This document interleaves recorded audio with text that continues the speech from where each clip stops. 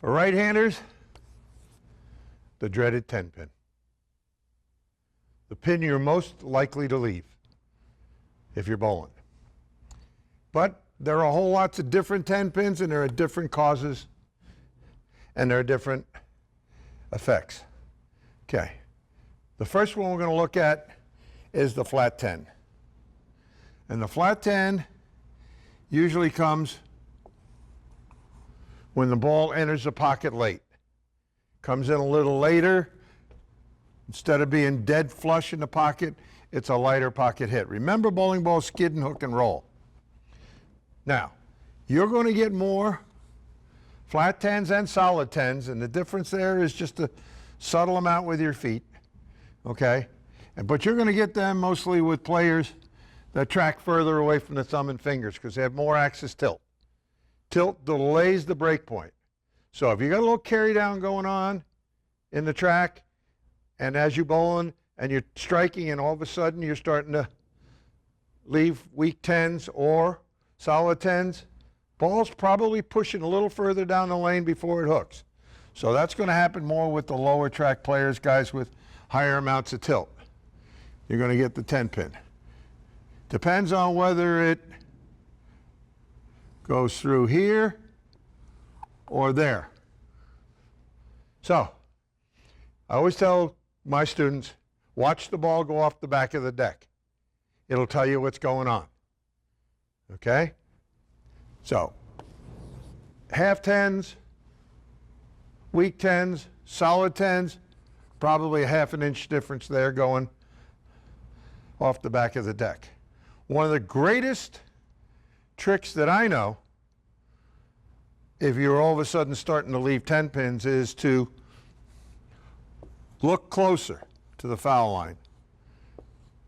Because I get people tell me, well, I look at the dots. I said, no, you don't. Or I look at the arrows. No, you don't. You look where you have to get the ball to read the lane the right way. Sometimes you don't have to move your feet. All you got to do is look a little closer to the foul line to get the ball to roll up a little truer, lose ball speed a little sooner. Okay, the other thing you can do in your stance is lower the height of the ball, which increases your swing momentum and makes your hand more dominant. So you can either look closer, lower the height of the ball to try and do this half inch in deflection here. Okay, now, higher track players get the burn 10, where the ball rolls forward sooner and therefore has lost more axis rotation as it enters the pins, and therefore it goes dink. I like to call those plaque 10s. I like to call these here ping 10s. So the sound of the pin is going to do it. Is it a pin, is it a ping, or is it a plaque? All right, so now those are higher track players. Ones that are in this area here are susceptible to getting the ball to turn forward a little too soon and burn. When that happens, my suggestion to you guys is choose a ball that's got a little smaller VAL angle, this angle right here, from the pin to the VAL. You'll notice when I make all my suggestions online or on Facebook, and you can reach me at Radical MOP, okay? I use smaller VAL angles for people with less axis tilt. If you're in that less than 12 degrees of tilt range, and your Pro Shop should be able to help you with figuring out the tilt, when you get in that, getting this pin closer to the VAL gives you more definition, okay? And will tend to get rid of those burn and stop 10s. So layouts have a lot to do with it. They're going to give you your margin for error. A ball skids and hooks and rolls.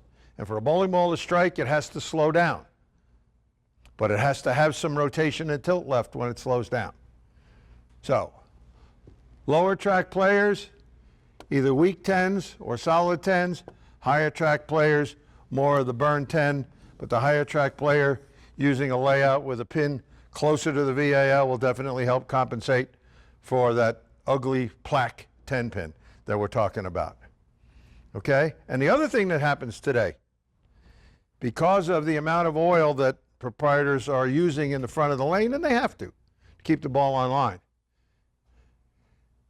it's common today to ball up as you move in to adapt to the changing lane condition. We used to, in the old days when it was lacquer and the surface burned and the surface didn't hold the oil as well, when we moved in, we moved our feet and our target. So if we were playing here and the lane broke down, we'd go to here. That doesn't happen so much anymore because there's a lake in here in most house patterns. Okay, small craft warnings when the wind's blowing, okay? What happens is when it starts to hook here and you move in, as you move your feet in, you catch more of the oil in the middle of the lane, and you got to go all the way out to the spot you used to be at. So you were coming through from here, now you're trying to get to it from there, because the wear is in this area here, but there's still a puddle in the center. When you see that, you ball up when you move in, because you've got to get the ball to the same break point from deeper inside. More change of direction there. Definitely you ball up when there's oil at the end of the pattern in the center of the lane, which is very predominant today. That's the lake. So don't be afraid to ball up when you have to move in. But lower tilt players going to run into this burn 10 using smaller VAL angles. Regular players, you're going to, when you move in, you're either going to lower or look closer to get the ball to read the pattern a little sooner and to snap out the corners. You only got to snap out about 2 10 pins in a 3-game set to make an impressive difference in your score. So not only do you have to repeat your shot making, but you have to make good decisions in the process. Decide and repeat. Bywords for the game today. See you soon.